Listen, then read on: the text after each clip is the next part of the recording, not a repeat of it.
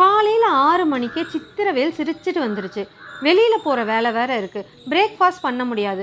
So எனர்ஜெட்டிக்காக ஒரு drink ready பண்ணலாம். என்ன பண்ணலான்னு யோசிச்சப்போ தான் இருக்கவே இருக்குது நம்ம ஹீரோ ராகி மால்ட். வாங்க எப்படி பண்ணுறதுன்னு பார்ப்போம். அதுக்கு பாதாம், முந்திரி, ஏலக்காய் ஒரு பிளெண்டரில் சேர்த்துட்டு பவுடராக அரைச்சிருங்க.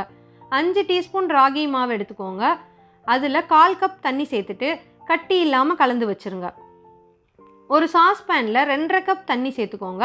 தண்ணி லைட்டாக கொதிக்கும் போது நம்ம மிக்ஸ் பண்ணி வச்சுருக்க ராகி மாவை இதில் சேர்த்துட்டு கலந்து விட்டுருங்க. இதில் 3 டீஸ்பூன் வெல்லம் அல்லது ப்ரௌன் சுகர் சேர்த்துக்கோங்க. நம்ம பிளெண்ட் பண்ணி வச்சுருக்க நட்ஸ் பவுடரையும் இதில் சேர்த்துட்டு எல்லாத்தையும் நல்லா கலந்து விட்டுருங்க. ஒரு 3 நிமிஷத்தில் இது நல்லா திக்காகி வரும். மீடியம் ஃப்ளேமில் வச்சுக்கோங்க. அப்போது அதில் 1 கப் பால் சேர்த்துட்டு 2 நிமிஷம் பாயில் பண்ணிவிட்டு ஸ்டவ் ஆஃப் பண்ணிங்கன்னா ராகி மால்ட் ரெடி. இந்த சம்மருக்கு ரொம்ப ரெஃப்ரெஷிங்காக ஃபில்லிங்காகவும் இருக்கும்.